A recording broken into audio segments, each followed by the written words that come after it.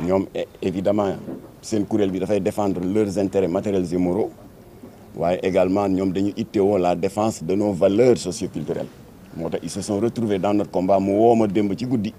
on a eu un long entretien moom tamit il est de tout cœur dans ce combat lu ñu war a signer ak démarche bu ñu war a def tournée yi ñu war a def ci région yi pour xeex agenda bii nga xam ne les lobby LGBT passé nañu à une vitesse supérieure ginnaaw bi ñu fi yónnee lesbienne bu bon boobu di Maline Anna Borg di vice-présidente de l'intergroupe LGBT du Parlement européen yónni fi Charles Michel léegi Jean-Luc Mélenchon bi seen nijaay moo nekk la goutte d'eau qui a fait déborder le vase parce que moom du avocat góor jigéen rek yem si franc-maçon bu mag la dinaa leen ci wax ay détails léegi alors kon artistes yi mandaté nañu Abdoulaye Daouda Guissé mu ñëw bokk ci coalition bi bu ñuy def tournée c'est Mélenchon démasqué ko moom dana ci bokk léegi nag y a d'autres alliés de très longue date ki mooy alliés yi mujj ñëw alors à ma gauche nous avons Samba Kara Ndiaye que vous connaissez c'est le fondateur du parti bi ñuy wax NADEM bon moom nag il était un peu en retrait de la politique waaye doon ngeen ko gën a dégg lors des législatives de 2017 nga xam ni dafa defoon alliance électorale ak la branche politique de Jamra RDS on a battu campagne ensemble waaye moom bañ koy dugal ci liste bi il n'était pas au Sénégal il était en France yàlla dogal bi ñu waree passer dans la phase active de la campagne électorale nattu dal ko pratiquement c'était presque une paralysie là. Oui, tout à fait. Il a été longuement hospitalisé ñu ngi lay souhaiter un prompt rétablissement kii moom xam ngeen ko du Thierno Diop la day ku siiw la ci réseaux sociaux yi c'est un chroniqueur politique social économique léegi la doog a adhéré voilà moo tax moom itam ñu ngi koy gërëm di ko sant voilà maintenant li ñu fi indi xam ngeen ko waaye dama bëgg balaa ñoo dugg dans le vif du sujet ndax Sénégal dafa nekk réew mu doy waar boo xam ne doo tay ci di leeral ma indi juróomi leeral rek ci ay désinformation ay sos ak di jéem a dëkkal Jamra fu mu dëkkul benn leeral bi damay adressé wu directement à oustaz Modou Fall oustaz Modou Fall bàyyil tooñ oustaz du tooñ oustaz du sos yow lu ñu jotee ak yow ñun ñu ngi ci suñu combat depuis février 83 41 ans ñu ngi xeex góor jigéen di xeex franc-maçon di xeex trafic de drogue di xeex faux oustaz yi mbubboo diine ji pour faire du business dañ la tudd mu daal di profiter de l'affaire Charles Michel defal ma benn xutba naan waaw raisonnement boobu buñ ko toppee ah xanaa kon léegi ku dugg avion eh bien xanaa di nga lijjanti ndax kii dawal avion bi yéeféer la wala déet nga seet ndax di nga dugg wala doo dugg xanaa kon kilifa diine yi nga xam ne feebar nañu te xëy na mënu leen plateau médical bu Sénégal mënu leen jël en charge ñu war leen a évacuer xanaa booba dinañu lijjanti ndax médecin bi ko war a opérer ndax yéeféer la wala déet kan moo wax loolu yaa ko inventé bu fekkee da nga bëgg a wax ni que Jamra moo ne président Diomaye Faye warul recevoir Charles Michel comme que dëkk bi vaar moo xew génne ko nga teg ko mënuloo ko ndax amul on l'a jamais dit on n'a jamais sorti de notre bouche baatu président Diomaye Faye warul recevoir Charles Michel génne leen ko dañu ne nañu daan alerter sa jamono Abdou Diouf te ñëpp fekke nañ ko surtout ñu xaw a ceux qui font un peu de l'âge en 85 pour l'ouverture scandaleuse avec l'autorisation de l'État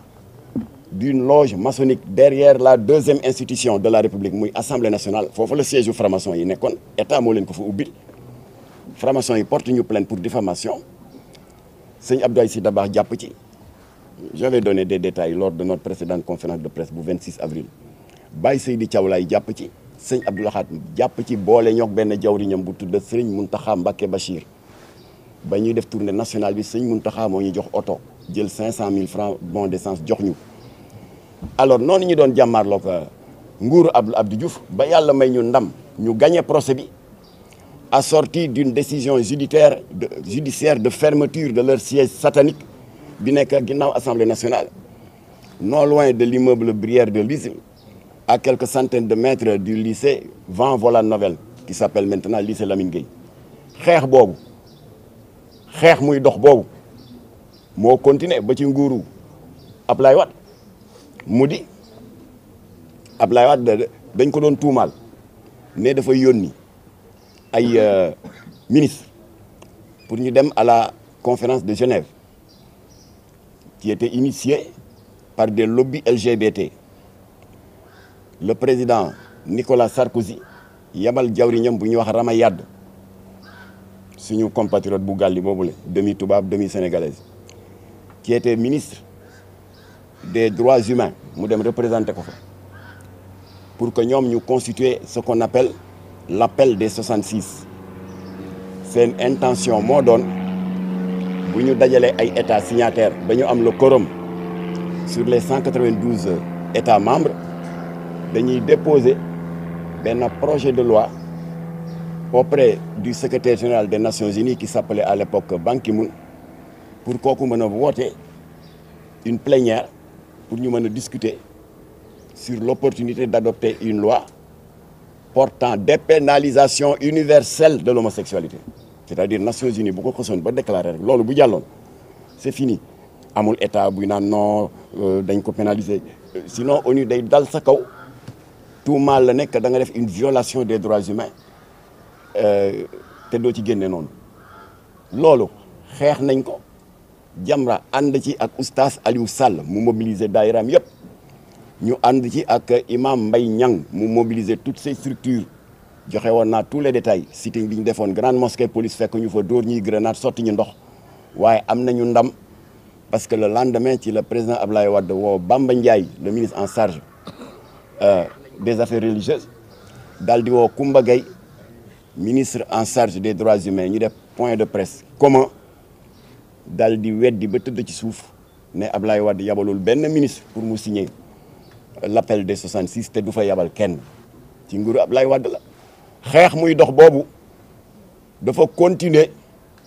ba ci nguuru Macky Sall waaye balaa ñuy dugg ci nguuru Macky Sall avant ñuy tàggoog Ablaye Wade am nañu la plus grande victoire parlementaire de l'histoire d'une ONG mu di drogue bi lëmbee réew mi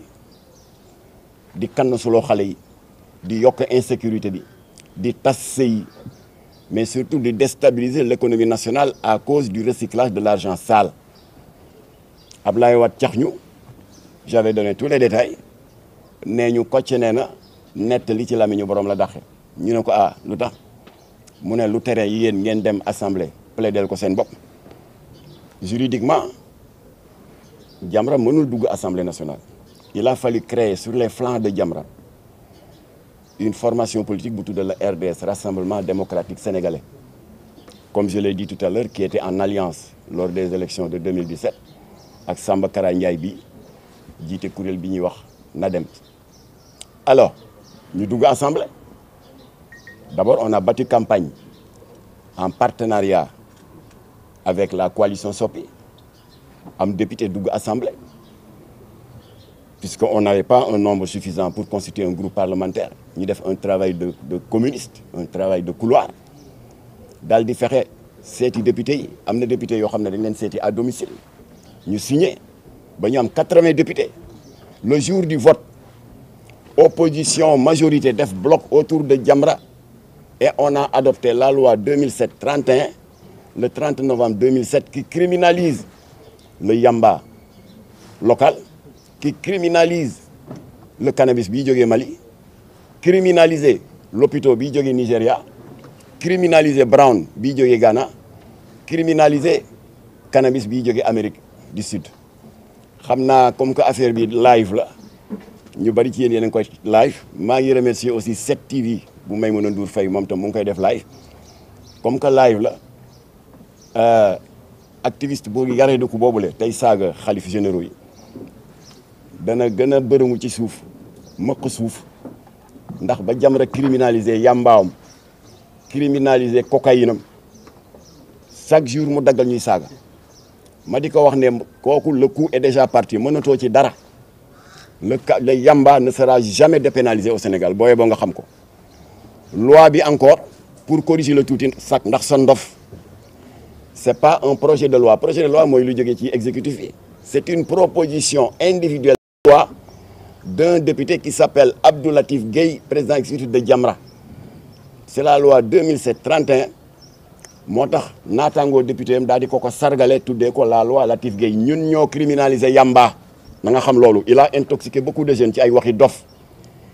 ñun ñoo criminaliser sa cocaïne bi ñu di la yëgal ne nag ku fi dof looti ba dugal fi yooyu dootul ay 6 mois ki 3 mois de 10 ans le minimum assorti d'une amende qui fait le triple de la valeur de la drogue saisie mbaa dugg na say nopp ngay wër di saaga di sos di fen rek Jamra moo ko criminaliser et on revient là-dessus ñoo criminaliser yamba bi sa yamba criminaliser sa cocaïne bi ngay muqi ba soo wëlbati sa yóor ba dootoo am benn kersa di saaga sëñ Muntaxa saaga sëñ Babacar Sy Mansour saaga sëñ Maye Niass loolu nag mooy la nga xam ne Jamra defoon na ko dans le gouvernement de Abdoulaye Wade xeex muy dox boobu continuer ba Macky Sall ñëw nettali naa fi tous les détails un État comment peut-il se glorifier d'avoir adopté